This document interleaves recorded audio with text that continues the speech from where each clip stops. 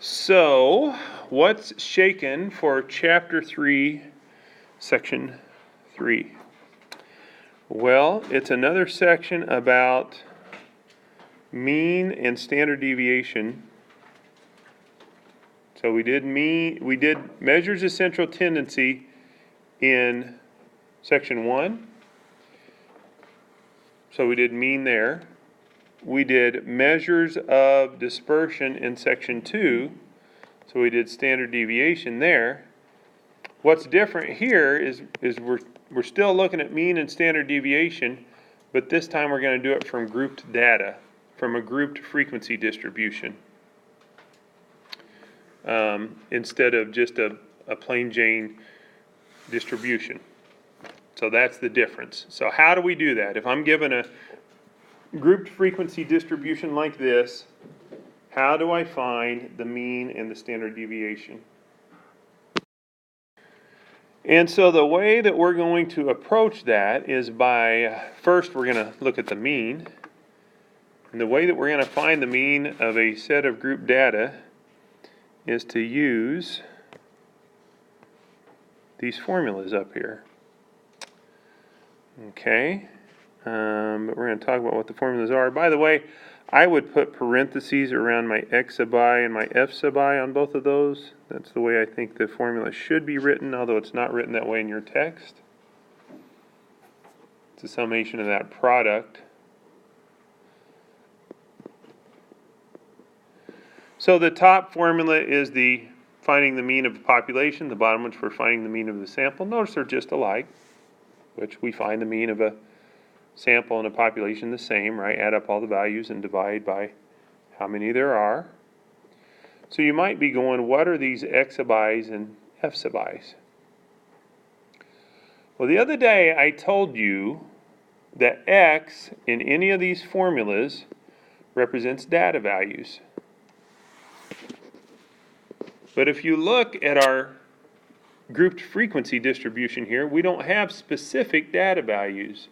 We know we've got 2 from 0 to 1.99 and 5 from 2 to 3.99, but we don't know exactly what those data values are. So the question becomes, what do I use then, if I don't know the exact data values? And the answer is the class midpoint. So in these formulas, the x sub I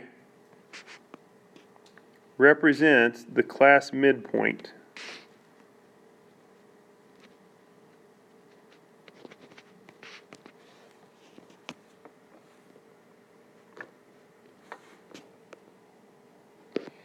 The f sub I represents the corresponding frequency.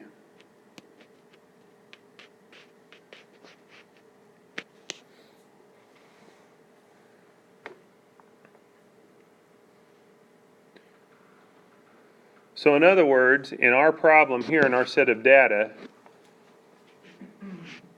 this column over here is going to be our f sub i's.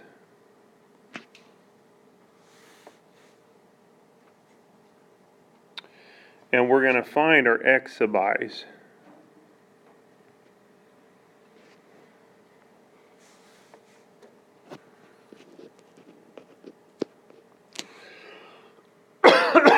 Now, you may not remember this, but the other day when we covered Chapter 2, Section 2, and we talked about grouped frequency distributions, we threw out the term class midpoint. And we talked about how to find it. And if you look back in your notes, and if you remember, Rachel even asked a question about how do you find the class midpoint. Do I take 0 plus 1.99 and divide by 2? Or do I take 0 plus 2 and divide it by 2? And the answer was the latter of those. The definition actually says the sum of consecutive lower class limits divided by 2. So if you take 0 plus 2, that's 2, and divide it by 2, you get 1, which kind of makes sense that 0 to 1.99 would have a midpoint of 1, doesn't it? That's always how you find the class midpoint. So for a 2 to 3.99, I mean, it kind of is obvious that 3 is the number in the middle, but the way that we would get that is we would add 2 and 4 and get 6, and then divide that by 2, which would give me 3. And then all the way down the line. 4 and 6 is 10, divided by 2 is 5. 6 and 8 is 14, divided by 2 is 7. 8 and 10 is 18, divided by 2 is 9. 10 and 12 is 22, divided by 2 is 11. 12 and 14 is 26, divided by 2 is 13.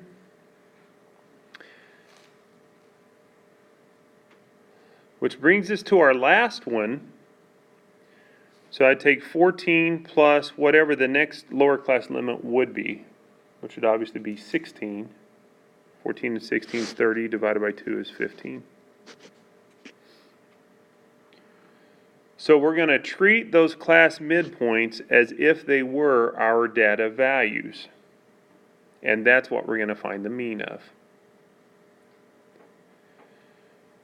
Now if we get in a hurry, we could make the following mistake. We could say then that we're going to add these numbers up and divide by 1, 2, 3, 4, 5, 6, 7, 8. Class, do you see that I don't really have 8 data values here? How many data values do I have? Well, I've got 2 1s, and I've got 5 3s. I mean, if I listed all these out, I'd have 1 1, 3 3 3 3 3, 5 5 5 5 5 5, 7 7 7 7 7, and I'd have a whole bunch of data values, right? So I can't just add them up and divide by how many are in this first column. I have to consider the frequency. So to do that, I'm going to do some multiplying. So in ones, I've got 2 1s. So in ones, I've got a total of 2. If I added all my 1s together. If I added all my 3s together, I got 5 of those, so that'd give me 15. Let's do that all the way down the line. I'm just multiplying here. In 5s, I'd have 30. In 7s, I'd have 56. In 9s, I'd have 81.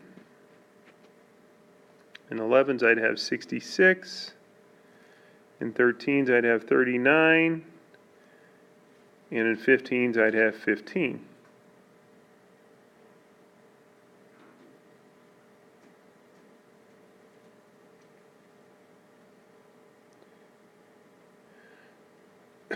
So do you see that those are the numbers now that I need to add together? Okay. Now, what are those numbers? I took x sub I times f sub I, right? So that's what this column represents. X sub I times f sub I.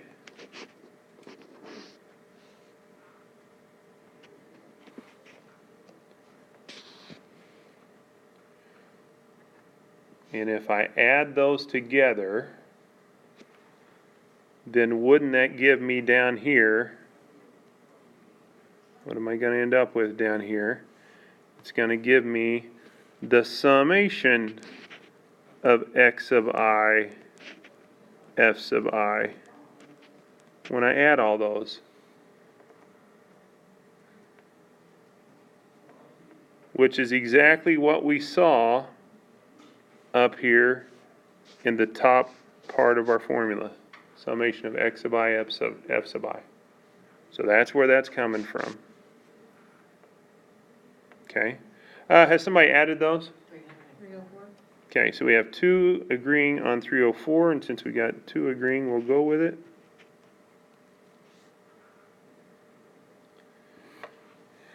Let me pause.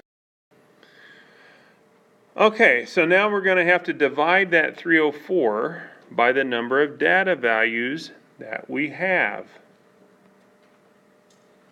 Well, the number of data values that we have would be given to us by the frequency column, wouldn't it? I'd have to add up all these numbers here with the frequencies. So 2 and 5 is 7, and 6 is 13, and 8 is 21, and 9 is 30, and 6 is 36, and 3 is 39, and 1 is 40. do you see that that's the summation of f sub I? We added up all the frequencies. Okay, that's where this part of the formula is coming from, the summation of f sub I. Now, this set of data, I didn't tell you this, but it's actually a sample. So when we find the mean, in this case, we'd be finding an x bar. So it would equal 304 divided by 40. And if you take 304 and divide it by 40, you're going to get 7.6.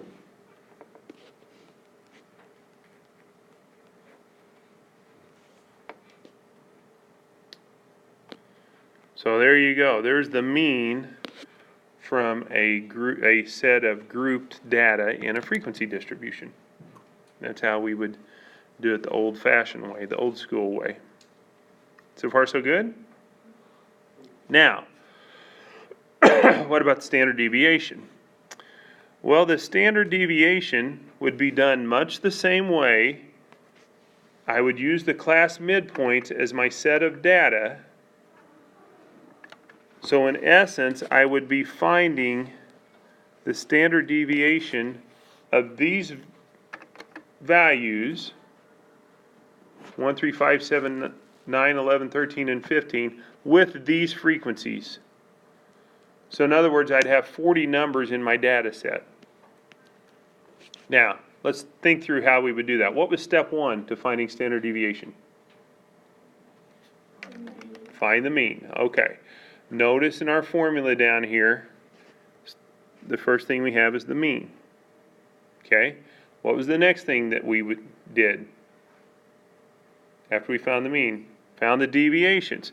Notice what we got here. Each data value minus the mean, which in this case would be these values right here, minus the mean, all my class midpoints. Okay, so then I'd have my deviations. Okay, but here's an extra step in this formula that we didn't see in our formula the other day. Then I would have to take all those deviations and multiply by the corresponding frequency. Here's why. Once I got the deviation for this first value, and think about it, our mean was 7.6. So this first deviation would have been negative 6.6. I'm sorry, I'm about to skip a step because my marker marked out the square there. It's got a square, right? So I would need to go through and square all of those deviations. What do you get when you square 6.6? 43.56. Okay, so this would be my squared deviation for my first data value. Why is that not writing there? There. It'd be 43.56. Now, here's the point I want to make to you. I wouldn't add 43.56 to all the other deviations because I don't have 43.56. I've really got that twice. See, I've got 2 of those. So that's where this multiply by f sub I comes in. I'd have to multiply that 43.56 times that 2 to get the amount in squared deviations that I would have from my data value of 1. Okay, and then if you look at the rest of this, it's just like your other formula. It's what? The summation out here, so you'd add all those up. For a population, we would divide by n. Well, my number of data values would be the summation of the frequencies, right? So this formula is doing exactly what our formula the other day did, except we have to multiply by those frequencies to get all the numbers. And the one on the bottom, if you notice, it's just like it, except look at the bottom. You see summation of f sub I minus 1, that's going to be little n minus 1. Now, Mr. Black, is that all you're going to do for this? You're going to talk us through that and not show us? Well, here's why I'm not showing you. You can do this on your calculator. If you turn in your textbook to page 164,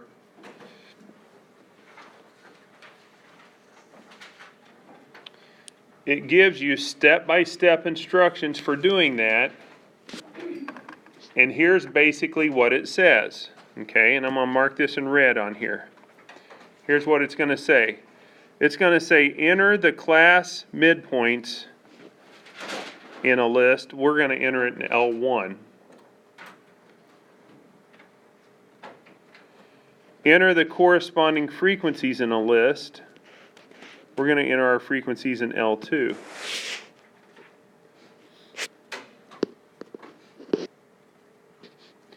After you get that done, now some of you are typing instead of listening. That's a mistake, because if you listen, you'll get the concept, and then you won't need me. Okay, so hear me when I say this. When we get that done, then we'll go to our home screen. And remember the other day how we got standard deviation? We went stat. We went calc. We did variable stats, which is the first function on there. But now we've got to give the calculator a data list and a frequency list. The first list that you enter will be the data list. The second list that you enter will be the frequency list. So when we get there, we're going to go L1, comma, L2, or some of your calculators will actually ask you for data list and then frequency list. So you just punch them in. And it should give us this for the mean, and we'll see what it gives us for the standard deviation.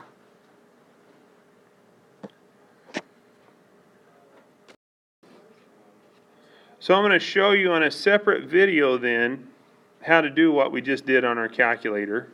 Actually go through the process of what I just explained on your calculator. So keep this set of data handy for that video.